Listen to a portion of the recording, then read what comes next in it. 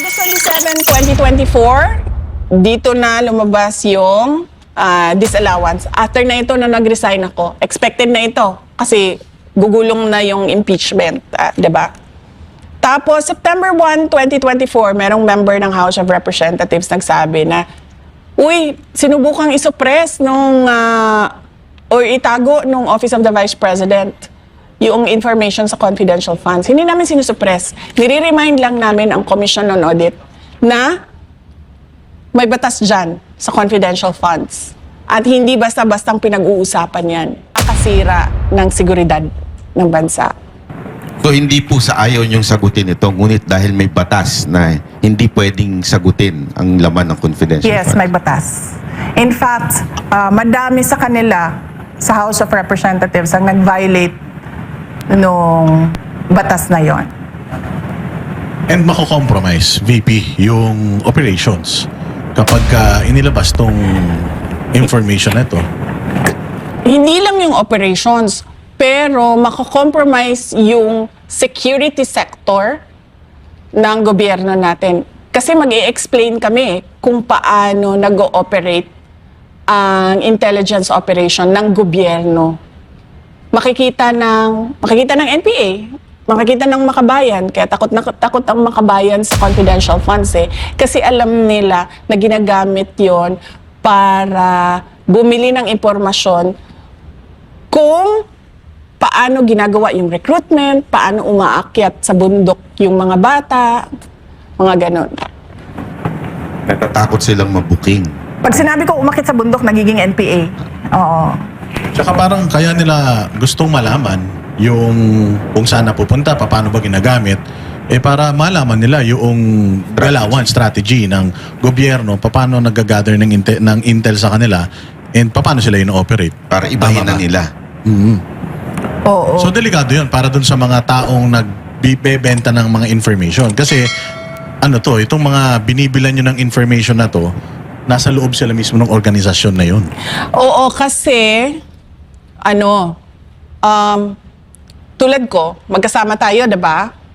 So pare-pareho yung alam natin na impormasyon. So bakit ko pa bibilhin yung impormasyon mo? Alam ko na yun 'di ba? Kanino ba ang impormasyon na hindi ko alam?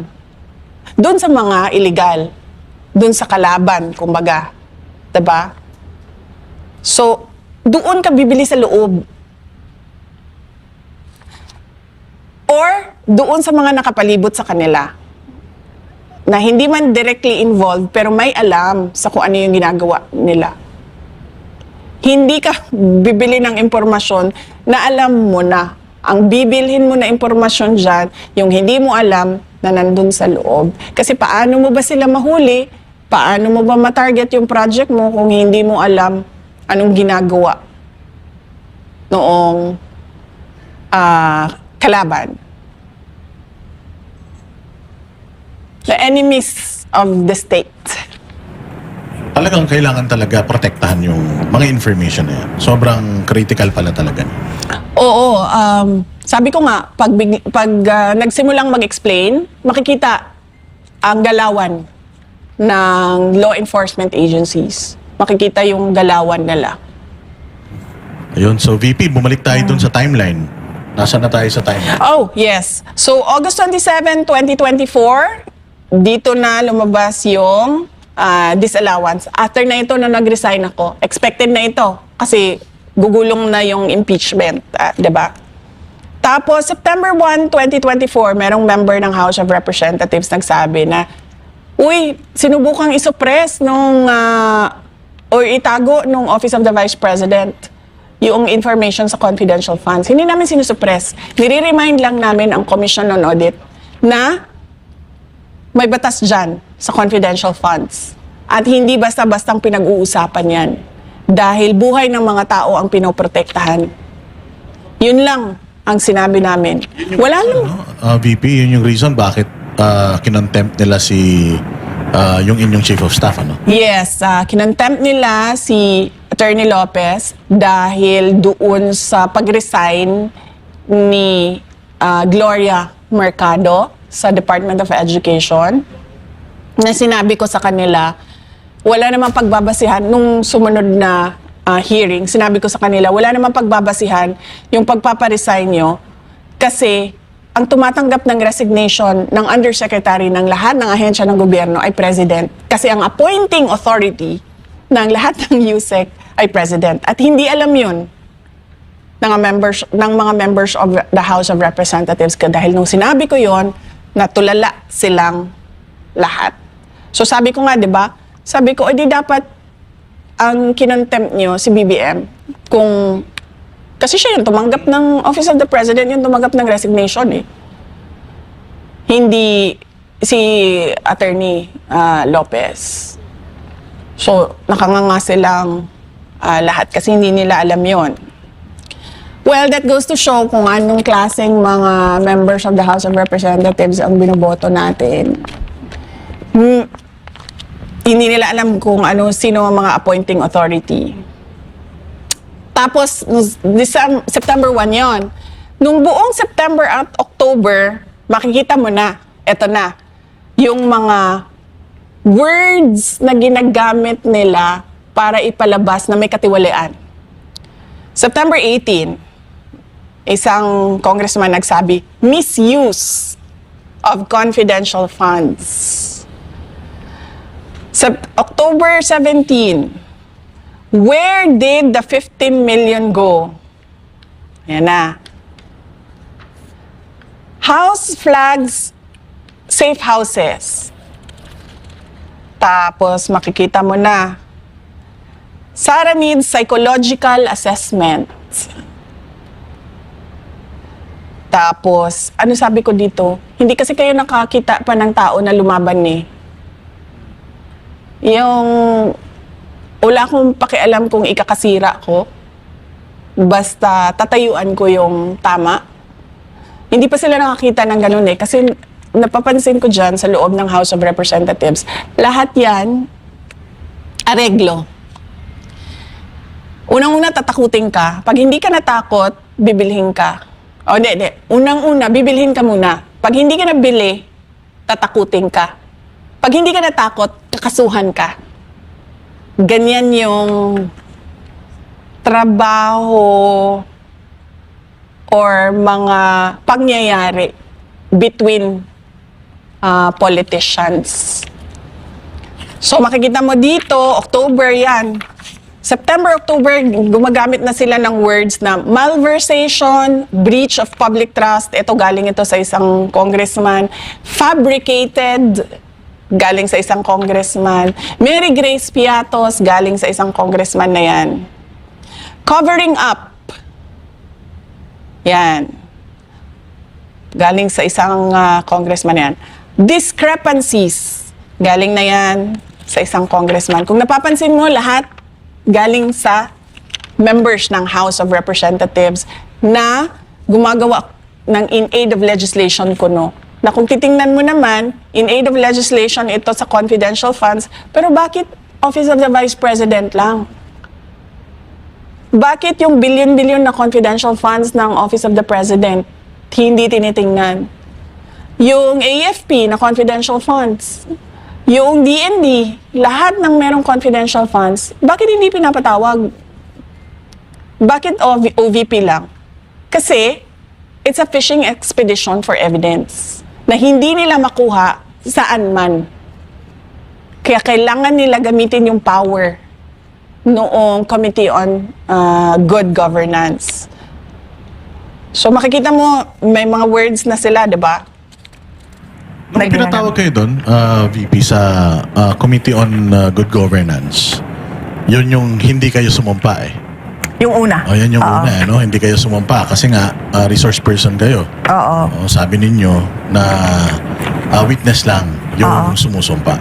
So, nung nakita nyo na parang kayo lang yung inimbita ron, did you question yung good governance na bakit kami lang? Hindi ko na kinasyon dahil alam ko naman na tinarget na kami. Kasi doon sa opening statement ko, sinabi ko na doon na you are going after me because you do not have evidence of wrongdoing. Kaya binuksan niyo itong hearing na ito. Sinubukan nila doon sa budget hearing na hindi nila nakuha, diba? Kasi unang-una sabi ko, wala naman kaming nire-request na confidential funds. So bakit kami magtatanong about confidential funds? Pangalawa, hindi pwede pag-usapan ito dito. Diba? Ayaw kong magkaroon ng kaso. At ayaw ko ibulgar kung paano gumalaw ang law enforcement agencies at mga intelligence operations ng gobyerno. So, yun yung makikita nyo. September, October, November. Dito na naglabasan. Malversation, breach of public trust, discrepancies. Ito na yung words leading to an impeachment. Kung makita nyo, biglang natigil yung kanilang House hearing, diba? Nakita nyo? Nung kinulong nila si Attorney Lopez, tapos na hospital si Attorney Lopez, tinawag nila si Gina Acosta. Nag-collapse, nag-unconscious si Gina Acosta. Pagkatapos nun, wala ng hearing. Tumiretso na sila doon sa paninira nila naman. Sabi ng PSA, ito walang mga birth records. Ganyan. Yan na yung kanila. Hindi mga totoong tao ito. Palibhasa kasi wala silang alam sa kung ano yung trabaho ng gobyerno. Kasi ang ginagawa lang nila dyan sa loob ng House of Representatives, manira ng pangalan. So, yun. Tapos, sumunod nun sa timeline, yung mga impeachment na. Yung nagkagulo, nagrumble nila na filing ng impeachment. Alam nyo, kaya umabot yun sa ilan? 3? 3, di ba? Kasi yung unang sinulat, basura. Basura siya. Wala siya at all any leg to stand on in any court. Yung sumunod na sinulat, basura pa rin. Yung pangatlong sinulat, yun yung kinorek na nila lahat nung basahin ninyo, yung 3. Actually, 4. Yung pang-4 yung lumusot Yes, 4, no? Oo. Kung babasahin ninyo, yung mga una, pangalawa, pangatlo, basura sila lahat. Hindi ko alam kung sino nagsulat. Gusto ko sabihin sa kanya, i-recruit mo ako magsusulat niyan. Papasok yan sa korte. Tapos, yung pang-4, yun na yung corrected copy ng lahat. Kilala ko kung sino, isa sa mga abogado na sumulat noon, na sinasabi ko nga kay Michael Powell, abogado ba ito? Tingnan mo naman itong sinulat niya, pero syempre, ayaw ko sila tulungan. So eto na, gumalaw na yung mga abogado, hindi pwede yan kasi nag-antay kayo na maayos nyo yung impeachment complaint at yun yung pinasok ninyo. Ganito din naman nangyari ngayon Diba? 4, 2 yung pumasok. Yung pang-4 doon, yun yung gusto nila kasi yun yung sinulat ng maayos. Yung 2 dyan, basura. Yung isa dyan, hindi na nila papansinin yan. So, yun, December 2024 yun, diba? Ayan, may dagdag pa sila. December, tumuloy-tuloy pa pala sila. Faked. Sino nagsasabi ng fake? Sila lang din. Yung mga members lang din ng House of Representatives. Walang ibang nagsasabi na fake yan. Sila lang. No birth records. Ano ngayon? Hindi mo alam kung paano gumalaw ang intelligence operations Fund abuse. Yan. May mga ganyan na sila na words na parang binubuo na nila yung kanilang impeachment. Pagkatapos nun, meron na silang February 2025. Meron na silang kailangan imbestigahan ang disallowance. Kasi pala, isasali nila yon, yung disallowance na yon. Kailangan daw imbestigahan. February 11, 2025, House must probe the Sara Duterte's 12.3 billion DepEd disallowed expenditures. Na hindi nila naisip, Mas maraming disallowance ang Office of the President, ha? So kung mag-i-impeach tayo, iunahin nila ang Office of the President. Tapos, February 27, 2025, act swiftly on Sara Duterte impeachment. Catholic Bishops Conference of the Philippines. Pero pagdating sa aligasyon ng flood control involvement ni BBM, tahimik sila. June 11, 2025, eto na. Dahil hindi nila alam saan sila lulugar, impeachment, ano ba, kapafile na lang natin ang kaso. To siya, lahat ng kaso na pwedeng i-file natin. So nag-file sila ng criminal at admin cases. Tapos, eto na. September 29, 2025.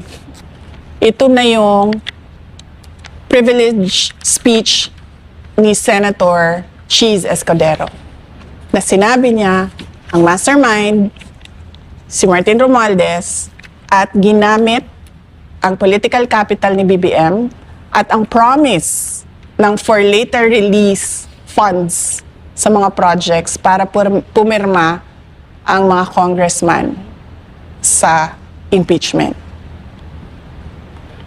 So, yan yung buong timeline kung paano nila niluto ang impeachment. Galing sa walang ebidensya papunta sa fishing expedition, illegal na paggamit noong information sa loob ng in aid of the legislation para sa impeachment.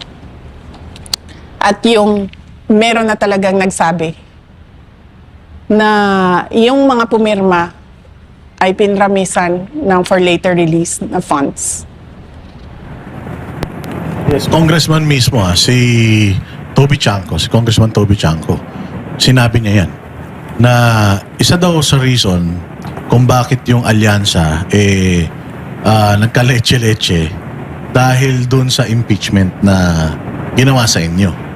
So, nasabi yan ni Toby Chanco. Kasi, paniwala ko, nagmamadali din sila mag-promise ng pera. Kasi election na eh. Siyempre, lahat ng mga congressman parang tipong, nasaan na yung funding namin? Election na kami. Kami din eh. Mag-i-election din kami. Hindi lang naman kayo eh. Diba? So, lahat yon ay yan. Planado. Yung pong yung latest na impeachment, meron silang sinasama pang iba na yung si Madriaga. Ano po ba ang kwento sa likod nito? Oo. Si Madriaga ay kinasuhan ko ng perjury dahil hindi ako papayag na itulad nila ito doon sa ICC case ni dating Pangulong Rodrigo Duterte. Kung makikita nyo yung ICC case, ang mga unang sinabmit doon ni Trillanes ay si Las Cañas at si Matubato. Kasi galing yun dito, di ba? Sa atin, sa Pilipinas. Meron silang hearing, pinabayaan sila ni PRD na magsalita, nagsalita sila, nagpa-interview sila, ganon. Pero hindi question yung credibility nila. Parang tinanggap na lang ng lahat na totoo yung sinasabi ng witnesses. So dito, pagdating kay Madriaga, nag-file kami ng perjury kasi sinasabi namin walang katotohanan lahat ng sinasabi niya. At ito yung aming mga ebidensya bakit namin nagsusuporta sa sinasabi ko na hindi totoo yan. Makikita nyo, actually 6 nga pala no? May 3 akong hindi pinangalanan. 1, 2, 3, tapos Makabayan, BBM, Pink Yellow. Meron pang 3. Makikita nyo sa mga lumalabas na news items, sinasabi bagman, sinasabi aid, sinasabi civilian intelligence agent. May mga ganun sila na words na hindi mo makikita doon sa affidavit. So bigla na lang siyang may narrative na sila. Bakit? Kasi kung makikita ninyo yung Madriaga affidavit, lumabas yon pagkatapos na ma-dismiss ng Supreme Court ang impeachment. Yung una nilang impeachment noong 2025. Yung una nila. Kasi doon sa kwento nila, wala silang, kumbaga, whistleblower. Kasi lahat nung kanilang ebidensya, kinuha lang nila at sila lang yung nagsasabi, mali ito, mali ito. Sila lang yung nagsasabi. Wala ni isang tao silang hawak na nagsasabi, uy, kinuha yung pera, uy, hindi totoo yan. Wala silang ganon. So, ang ginawa nila, dinagdagan nila ng isang Madriaga na hindi totoo ang sinabi at sinasabi nila, ito yung missing link ko, si Madriaga. So, sa ibang araw, pwede natin pag-usapan pa isa-isa yung affidavit ko kay Madriaga na hindi ko kilala yung taong yan. Hindi ko man lang nakausap yan ng kahit ano. Tapos, VP, connect na natin. Oo I-connect nga. na natin. Diba? Itong Whistleblower. itong Madriaga, no? Oo. Reputation-wise or credibility-wise, meron ding isang grupo ngayon na nagsasalita patungkol sa corruption, and we are talking about 805 billion in total ng na-deliver daw nila sa mga congressmen at saka sa mga mangilan-ngilang senador. So, anong masasabi nyo doon na parang kayo, grabe yung paghahanap nila ng ebidensya, mantakin mo 3 taon na halos inuurot-urot nila ito hanggang makarating dito sa impeachment. Samantalang ito, yung kung hindi kayo updated, VP, may mga dating membro ng AFP na lumabas, nagdi-deliver daw sila ng mali-maletang pera at documented. May mga pictures sila, may mga proof sila. Pero bakit parang hindi ito binibigyan ng priority Oo. ng gobyerno ngayon? napansin ko na yung gobyerno hindi sila seryoso sa anti-corruption program nila. Kasi kung makikita mo, pinakita natin, diba, na yung impeachment ko, lahat yung ebidensya na yon, sila lang ang kumuha, sila lang ang gumawa, sila lang ang nagsabi, mali ito. Pero pagdating dito sa kabila, sa mali-maletang pera o tinawag nila na basura, walang in aid of legislation doon. Si Zaldico, on his own, nagsalita siya. Ito yung nalalaman ko. Si Gutesa, nagsalita siya. Ito yung alam ko. Itong 18 na dating security personnel ni Zaldico na ordinaryong mamamayan, walang kapangyarihan, alam niyang kakasuhan siya, alam niyang habulin siya, alam niyang papahirapan pamilya niya, alam niyang posible siyang patayin, nagsabi ng kanilang nalalaman. Hindi ko kilala ito walang makakapagsabi dyan sa kanila na kinausap ko sila o nakita ko sila o kinita ko sila. Kahit man yung mga kasama nila, yung abogado. Walang makakapagsabi dyan sa kanila na alam ko kung ano yung ginagawa nila. Ito, mga ordinaryong tao na nagsabi, ito yung alam namin sa korupsyon eh. Pero makikita nyo, sobrang tahimik nung gobyerno. Wala man lang silang, we take this seriously and we will look into the allegations, we will check the documents, we will look into the photos. if these are real, walang ganun.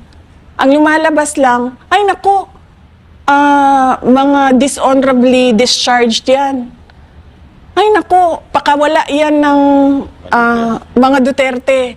Ay nako, si Zaldico ba pakawala namin? Si Zaldico kasama nila yun, diba? Siya yung Shiminet, diba? Sa kanya galing yun. Yung Shiminet. Kay Zaldi galing yun, against me. Pakawala ba namin yan? Si Guteza, wala man nakakilala dun sa kanya. Paano naging pakawala namin? So, sa mga ganon, kapag tinatamaan si Martin Romualdez, si BBM, yung administrasyon, kung sino man yung mga tumanggap ng maletang pera, hindi nila siniseryoso. Iniisang tabi nila, sineset aside nila na para bang baliwala. Ang ginagawa nila, inaatake nila yung notaryo, inaatake nila yung kung sino yung tao, hindi man lang nila binabanggit yung sinabi ng tao. Meron ba itong katotohanan? Dahil 18 na ito, na ordinaryong mamamayan na nagsasabi, ginawa namin ito. Naghatid kami ng pera sa mga taong ito. Wala. Tahimik. So makikita mo, seryoso ba talaga ang gobyerno sa anti-corruption? Hindi. Wala. Wala silang pakialam. Kasi tatamaan sila doon sa mga katotohanan na sinasabi. Kasi paano mo ba masabi na merong ulterior motive yung mga nagsasalita? Ano bang, what will they gain if they speak about what they know? Diba? Wala naman Hindi man yan tatakbo sa eleksyon, hindi yan mananalo. Hindi naman yan kunwari magsasalita kontra sa katiwalian sa administrasyon ay mabibigyan ng medal. Wala silang makukuha dyan sa ginawa nila. So doon pa lang mag-iisip na sana yung gobyerno, di ba? Itong tao ito, walang motibo ito para magsalita ng kung ano yung nalalaman niya sa katiwalian, pero nagsalita pa rin siya. So ibig sabihin, merong truth dyan. Pero para sa gobyerno, para sa administrasyon, paninira lang yan. Panglihis lang yan sa ICC investigation. Yun pa yung sinasabi nila. Pero ang alam mo, exciting yung sinabi ni VP yung next week daw, kay Madriaga naman ang pag-uusapan. So ibig sabihin, may next week. Yeah. Ang ibalik ang tapang at malasakit. Binabalik na nga natin ba? Magiging regular program na yan. Palagay ko, napakaganda nito Napakaganda nitong opportunity na to. Kasi marami rin talaga, VP, mga kababayan natin na gusto marinig yung mga sagot mo sa bawat batikos nila sa'yo. Kasi parang sinasabi nila, Banat Bay, masyadong mabait si VP Kaya nga, noong kayo ay nag-file ng kaso kay Madriaga, people are expecting na hindi lang si Madriaga yung sasampahan nyo ng kaso na marami pang iba. Darating tayo doon. Depende na yan sa kahandaan ng abogado kasi sila yung mga naghahanda. In fact, yung kay Madriaga, matagal yan na trabaho nung Panelo Law Office para mabuo yung sagot, para detalyado at pulido at meron talagang ebidensya yung sinasabi naming perjury. Ngayong araw na ito, pinakita lang natin yung double standard ba? Ito walang ebidensya, gumawa ng ebidensya, umabot sa impeachment. Ito may ebidensya talaga na hindi gawa-gawa yung ebidensya, base siya sa isang ordinaryong mamamayan na walang motibo para sirain ang administrasyon, pero hindi pinapansin at hindi tinututukan at hindi binibigyan ng halaga. At saka testimonial evidence to. So talagang ebidensya dahil first-hand information yung nakuha nila. Hindi lang yun yung mga naglalabasan Banat Bay. Meron pa nung nakaraan, VP, kung hindi mo nabalitaan, yung text messages. Oo, Ay, naku. oo, yung text messages na sinabi ni Egay Oo. Erice na ipinakita daw sa kanya yung detalyadong paggamit ng pera galing sa flood control, nagamit pa daw yan noong nakaraang eleksyon. Oh, so ito pa, yun pa. Yes, so kaya ko nasabi ay nako eh. Kasi ang dami niyan. No. Ang dami niyang text messages na yan. Hindi yan isa lang. Oo.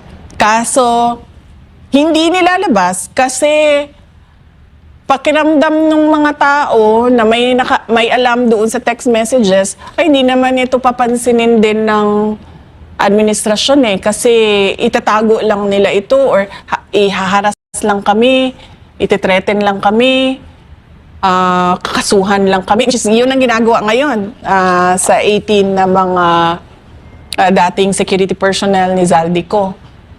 Kakasuhan sila. So, yun yung nangyayari doon sa binabanggit mo na text messages.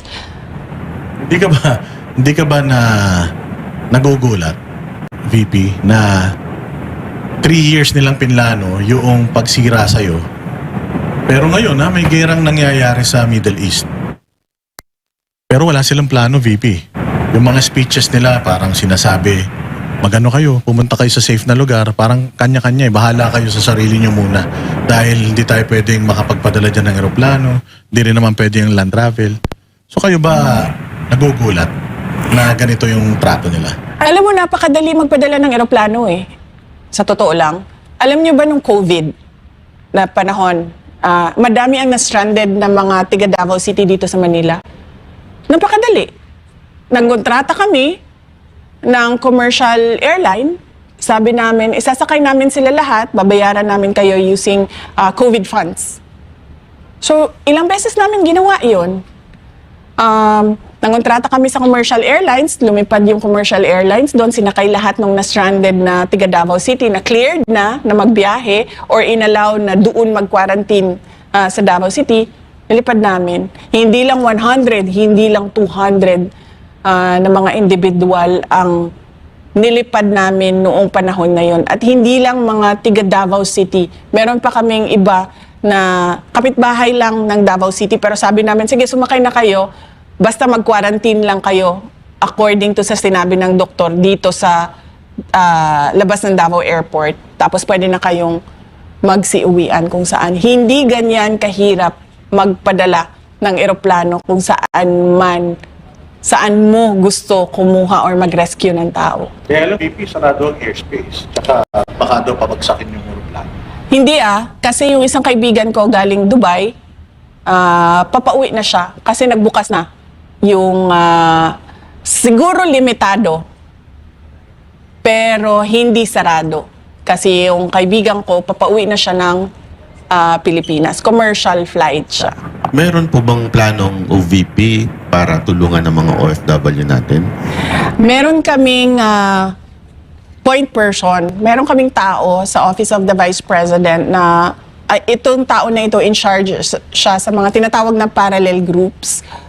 Dating campaign support groups na naging ngayon ay mga supporters pa rin ko at ng Office of the Vice President na nasa iba't ibang lugar. So tinatanong namin sila, yung mga nasa Middle East, meron ba sa inyo ang gustong umuwi? Kasi baka meron kaming matulong sa inyo sa pag-uwi ninyo once meron ng magbukas na commercial flights kung saan man kayo.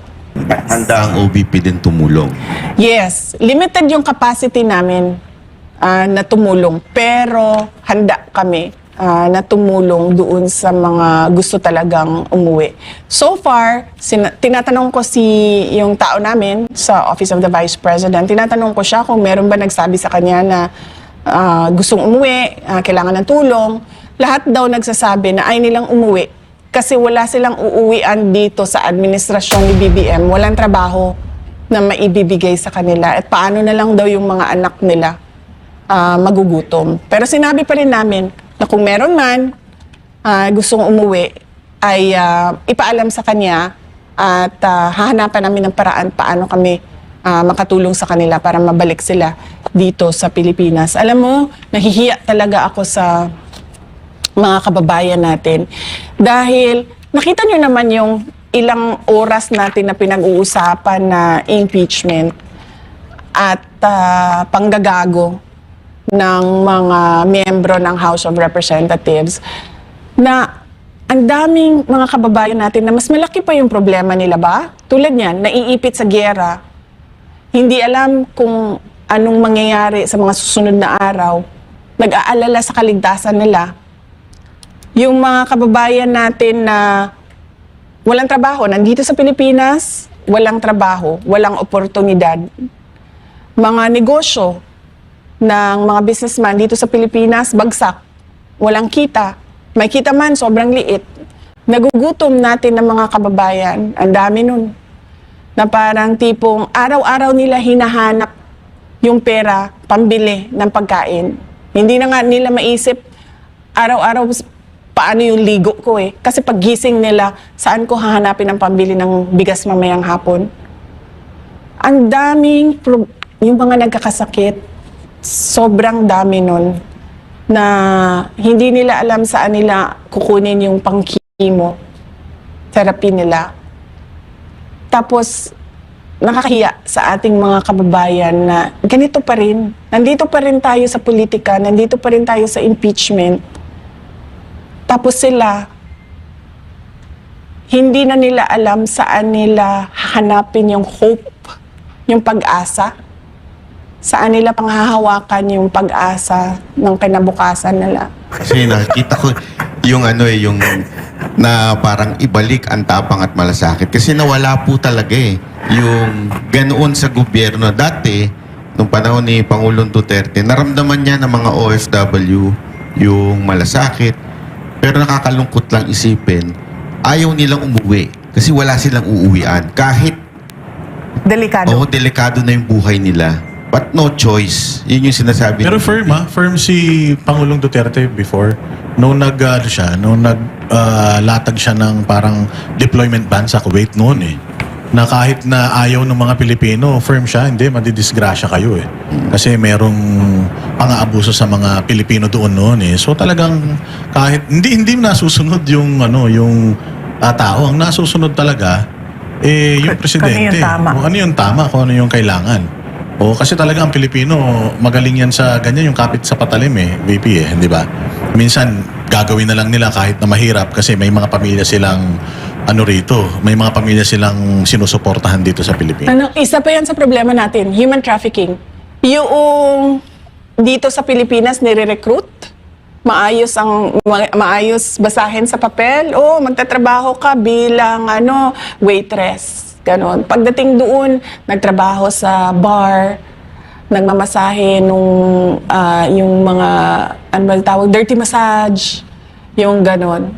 So, isa pa yan sa problema din natin. Pero firm din naman ngayon ng gobyerno. Firm na i-impeach si VP Sara. 3 years nilang pinlano yun, banat bay, antindi. Diba? Oo, kasi sa kanila walang distraction. Nagkakagera na, basta kami impeach namin si VP. Diba? Kaya firm din sila. Kumbaga, pinag-uusapan nila yung kung paano ililift yung excise tax sa gasolina. Pinagpaplanuhan pa lang nila. Pero kay VP Sara, yung plano nila talagang tapos na.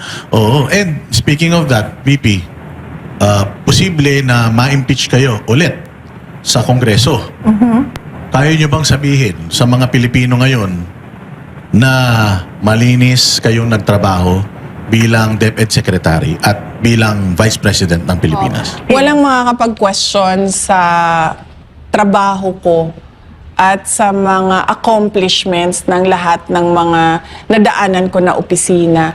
Napakarami ng accomplishments namin sa Davao City noong ako ay mayor noong 2016 hanggang noong 2022. In fact, kahit noong 2010 to 2013. Makikita yon sa mga awards na nakuha.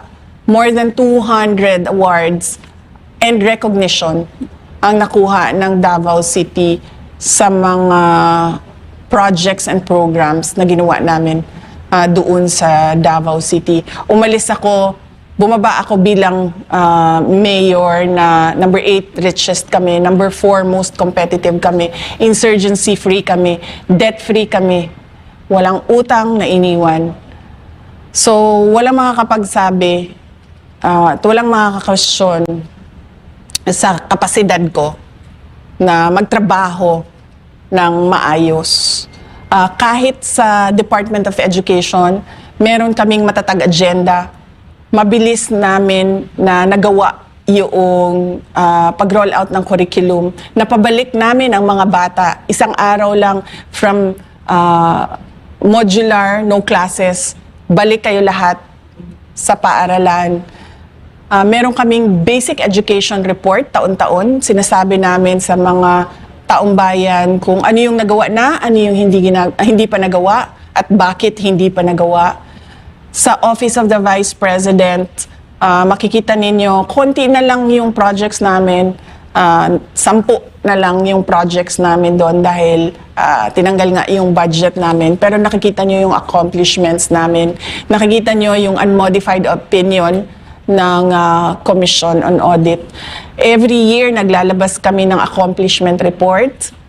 Every year, naglalabas kami ng pasidungog. Sinasabi namin doon ano bang nagawa ng Office of the Vice President. Isa sa mga pinaka proud and honored ako na kasi lagi ako sa trabaho, sinasali ko talaga yung mga kasama ko eh.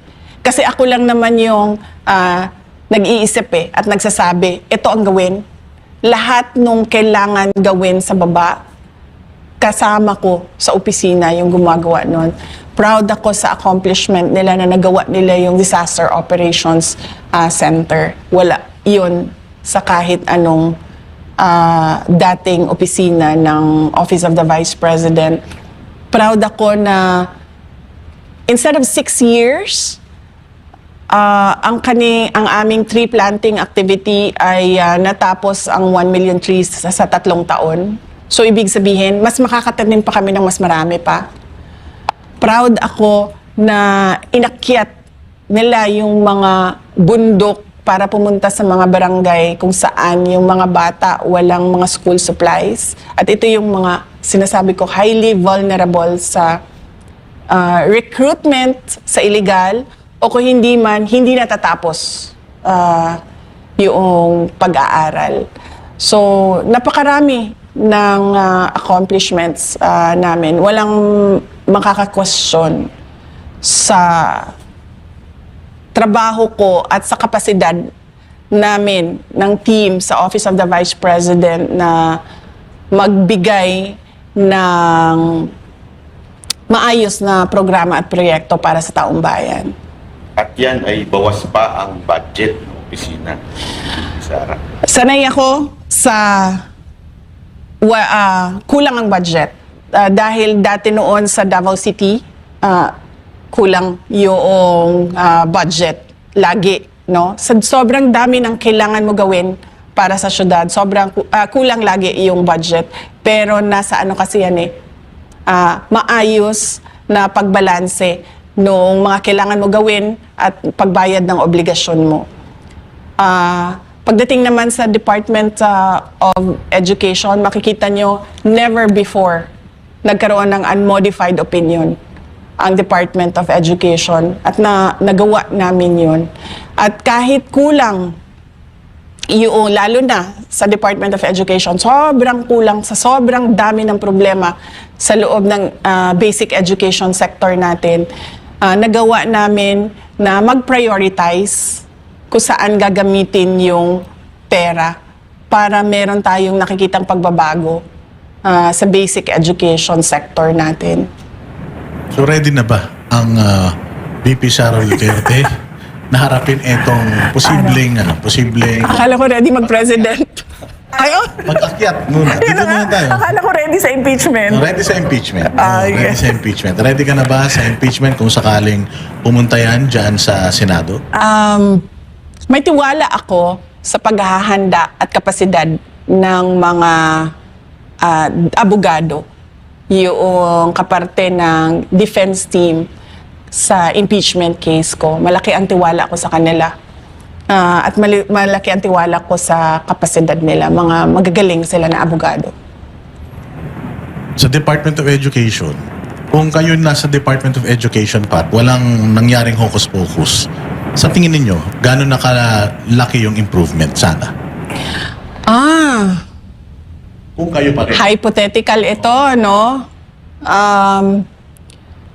Palagay ko, kung ano yung nasa matatag agenda,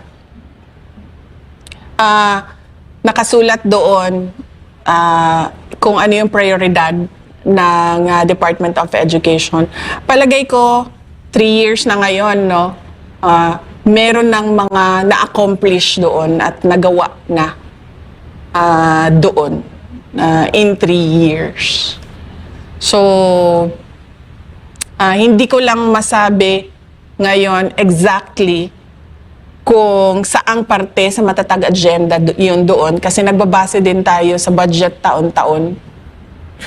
Pero napakahalaga kasi nung may sinusundan yung isang organization tulad sa amin sa Department of Education, yun yung agenda na yon na kayang-kaya siyang gawin in 6 years. Kasi sabi ko nga, kulang yung budget, kulang yung resources, kailangan mo mag-prioritize. So, kapag nagpa-prioritize ka, nagagamit mo maayos yung pera.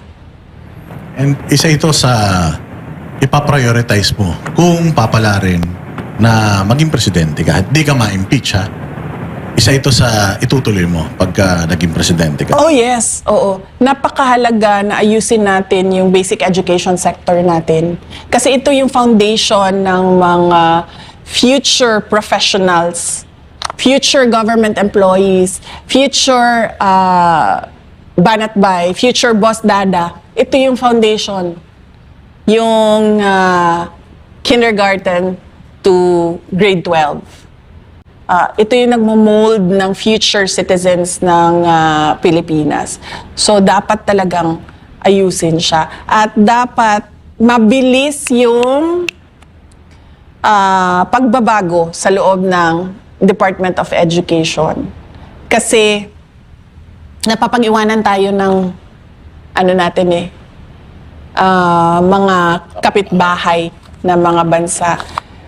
Alam niyo, noong nasa Department of Education ako, sinasabi ko na lagi alam niyo, we should learn from the COVID-19 pandemic. Nakikita natin na yung classroom, hindi lang siya ang lugar kung saan pwede matuto ang isang tao. Maraming paraan na pwede mag-aral at matuto ang isang tao. So, hindi natin kailangan ipasok ang mga bata sa classroom araw-araw. Kasi hanggang ngayon, yung mindset ng mga tao, ng gobyerno, nandun pa rin sa paggawa ng classroom. Wala sila doon sa mindset na paano ba itong bata na ito matuto? Kasi yung mindset natin, nandoon pa tayo sa mindset ng 1940s. Kailangan pumasok ng bata sa classroom, umupo doon at makinig sa teacher. Hindi na kasi ganun ngayon Sa dami-dami ng technological advances, sa dami ng innovation na pwede mong i-apply sa basic education, hindi ka na nakakahon doon sa kailangan ko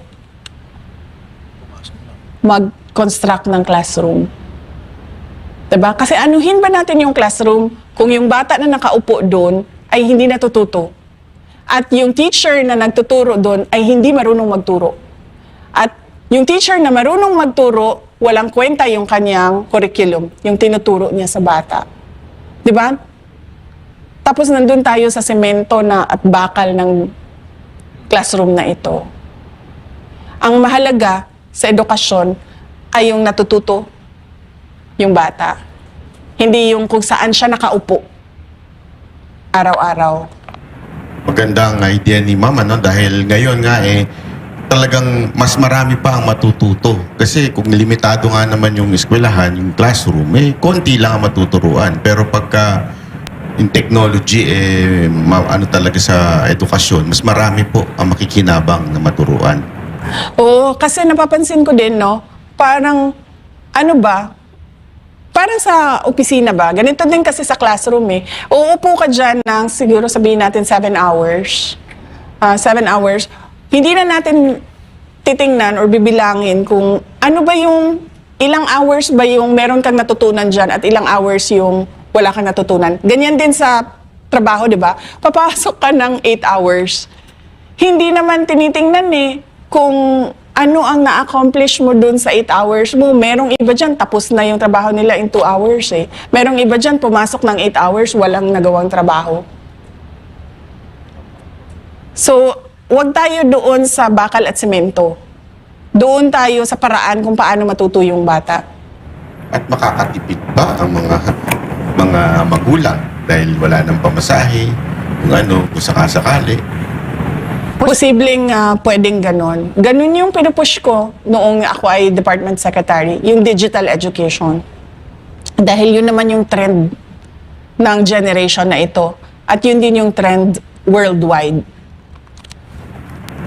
So in terms of accountability, kapag ikaw ay naging presidente, sinabi mo naman dun sa huling sa huling interview natin, di ba, na yung VP yung hahabol dito.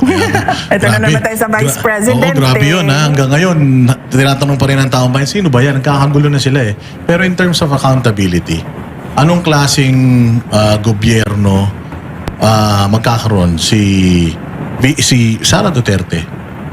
Paano niya lalabanan yung corruption?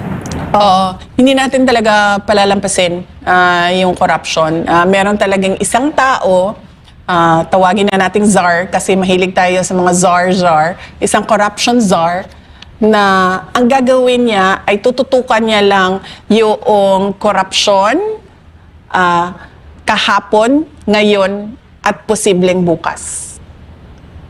So, hindi pwedeng ang presidente yon. Dahil sa sobrang daming trabaho ng presidente, hindi siya dapat na didistract doon sa poverty alleviation, food security, national development, infrastructure development. Hindi siya dapat na didistract sa ganun. So, dapat meron talaga isang tao na ang trabaho niya ay habulin yung katiwalian kahapon, ngayon at bukas. Itong mga nangyayaring ito, yung impeachment and all, umiikot ka naman. Sa tingin mo ba nabawasan yung tiwala ng taong bayan sa'yo? Oo naman. Ikaw naman, araw-araw sisirain yung pangalan mo, Boss Dada. Hindi ba makakaapekto yan? Siyempre, oo. Meron din. Oo. Parang wala kasi talong tumaas yung trust rating. Hindi mo, di ba? Mas lalo kayong tumaas ang trust rating kesa dun sa naninira sa inyo, lalong bumagsak. At saka nakikita yung mga yung mga live videos kapag nagpupunta kayo sa mga probinsya. Kasi sabi ko nga, doon sa survey, 'di ba? Sabi ko naman hindi kasi ako naniniwala diyan kasi hindi natin alam kung sino yung nagpa-survey, 'di ba? Malay ko ba kung nagpa-survey yung kalaban, sasabihin niya, ilagay mo number 1 si Sara diyan para akala niya number 1 siya. O, 'di ba? Nasabi pa sa impeachment, di ba, yung unexplained unexplained wealth daw ni VP? Nakita mo yon, yung parang kung kukumputin mo yung itinaas nung value ng assets mo, parang sumusweldo ka ng 100,000 per month. Parang ganun eh. But anyways, alam ko na meron naman kayong depensa doon sa SALN. Oo. Isa pa yan, no? Merong members ng House of Representatives na nagsabi ng unexplained wealth. Na tinatanong ko lagi, ituro mo sa akin, saan dyan ang unexplained? Kasi pag sinabi mong unexplained, hindi mapaliwanag, diba? Papaliwanag kung paano yan pumasok dyan sa SALN mo. Wala man eh, sinasabi lang nila, may unexplained wealth siya. At saka yung salary, yung asawa eh. Di ba kasama po yung asawa doon sa SALN? So, nagtatrabaho pa naman yung asawa ni VP. Oo naman. Oo, nagtatrabaho yung asawa ko. Yun nga isang member ng Committee of Justice, may utang yan na 8 million sa asawa ko. Kaya nga hindi pa nadagdag yun. So kulang yun, yung pinakita nila. Kasi, Oo, kasi hindi mo man pwede ilagay pa yon kasi hindi pa siya kita, kasi utang pa lang siya sa iyo. So, pero matindi, no? May utang na, nag-aakusa pa. 'di ba? Kapal na mukha, 'di ba? Kaya nga kami mag-asawa tinitingnan namin siya ng mga ano niya, mga interview niya. Sinasabi ko talaga sa asawa ko. Sabi ko, ito ang kapal na mukha. Oh, may utang na 8 million, may gana pang bumanat. Actually, gusto ko nga siya ipaano ano ba ang tawag dyan? Yes. No, not estafa. Patanggal siya dyan kasi hindi. Kalimutan ko yung term. I'm so sorry. Nakalimutan ko yung term. Patanggal siya dyan kasi meron siyang conflict of interest. Diba? Oo nga. 8 million is 8 million nowadays and di ka magbabayad sa amin. Tapos sasabihin mo pa unexplained wealth. Saan nga ba doon? Sige nga, sabihin mo sa akin. Saan doon sa SALN ko tinuro nila unexplained? Wala talaga. diba? Basta inano lang nila na from 18 million naging 88 million in 16 years. 16 years 16 yun, ha? years yun. Oo. So anong iniisip nila? Nakatunganga ako in 16 years na parang sorry sa term ha, nagbilangkad lang ko, naglingkod na may pay o ging-ana, hindi ako kumikita, hindi naghanap buhay, hindi nagtrabaho. Pero meron din question sa kay Speaker Martin, yung dating speaker, na simula nung naging Speaker of the House at naging presidente yung pinsan niya, parang sobra-sobra yung itinaas ng kanyang net Billions worth yun, oo. by the billions. Ilang taon lang yun, samantalang kay VP, 16 years. Di ba? Oo, kaya nga gusto ko ituro, gusto ko sabihin nila doon sa listahan kasi may kopya naman yan sila ng SALN ko sigurado ako niyan. So gusto ko ituro nila doon sa listahan saan doon exactly ang unexplained. Para naman ako, maayos akong makasagot. Like say for example lang, sasabihin nila, itong property sa Matina, itong taon na ito at itong property na ito. O para akong masabi, saan galing yung pera na pinambili dyan? At para akong mapakita sa iyo yung mga dokumento. Hindi yung pwedeng tira bahala na unexplained wealth. Unexplained wealth. Hindi pwedeng ganun. Kung ganun ang sasabihin mo, paninira lang yan. Siguro next na natin episode, mapag-usapan na rin natin, no? Yung ICC, di ba? Tsaka yung iba pang mga, pero syempre, kailangan unti-unti. Nag-focus lang muna tayo dito sa timeline patungkol sa confidential funds. Nag-focus lang tayo doon sa yung ilang taon na ginugol nila para sirain yung inyong reputation. Yes, tsaka yung double standard na pagdating sa corruption, allegations sa administration, tahimik sila. Diba? Hindi nila ina-actionan. Tapos itong isa, or si Inday Sara, nahabol-habol nila lagi. Always And forever. Bakit nga pala ibalik ang tapang at malasakit? Kasi, tama ka, nabanggit mo na yan kanina, no? Nawala kasi yung tapang at malasakit. Tumakbo kami on the platform of unity and continuity. So, ibig sabihin nun, continuity, tapang at malasakit yun. Kasi galing tayo kay dating Pangulong Duterte, 2016 to 2022. Ang tema nung mga taon na yon sa buhay ng bansa natin ay tapang at malasakit. Nawala yun. Kasi, sinabi ko na nga, si BBM walang sinseridad sa kapakanan ng mamamayan at ng bayan. At ano ang ini-expect ng mga tagapanood ngayon sa susunod na episode natin? Pwede tayong magmadriaga kung interested kayo kay Madriaga. Pwede ding Yung maleta. Maleta, kung interested kayo sa Maleta. I'm sure makakakuha tayo ng feedback sa mga kababayan natin. Sakit? Papasalamat ako sa iyo, Boss Dada. Ang totoo mo bang pangalan ay Lord Byron? Opo. Talaga? He's a poet, no? Poet. Yes, oo. Tatay. Pwede bang Lord Byron na lang tawag sa'yo? Opo. Diba? Yung Bisaya po pangalan sa akin ng Banat ba? Hindi po ako Bisaya pero pinangalanan lang ako. O, kasi banat eh. Tsaka yun ang mga nakalagay sa supina mo, di ba? Lord Byron. Okay lang. Oo. Kasi alam ko na Byron eh. Pero gusto ko lang i-check kung Lord Byron ba. Opo. Oo. Para tayong ano yan siya, di ba English poet si Byron, di ba, no? So, kailangan natin ng mga English tea sets dito habang kausap natin si Banat Bay. Maganda sa dahiyan. Last message sa last mga kababayan message. natin, lalo na yung mga nasa ibayong dagat ngayon. Opo. Mga kababayan, pasensya na po, kailangan namin pag-usapan ng politika dahil hindi tumitigil ang administrasyon sa pang-aatake sa politika din. Pero hindi kayo nawawala sa isipan namin na ang mga pinagdadaanan nyo, lalo na yung mga naipit sa gyera, yung mga gutom, yung mga nag-iisip kung paano yung enrollment ng anak nila sa susunod na school year, yung mga walang trabaho at walang oportunidad para sa negosyo at lahat ng mga iba pang problema ng mamamayan.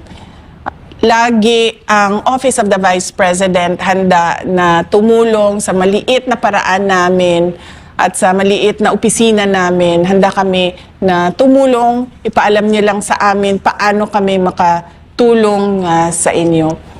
Ang lahat ng ginagawa natin ay para sa Diyos, sa bayan at sa bawat pamilyang Pilipino. Syukran. At dito nagtatapos ang episode ngayong araw ng programang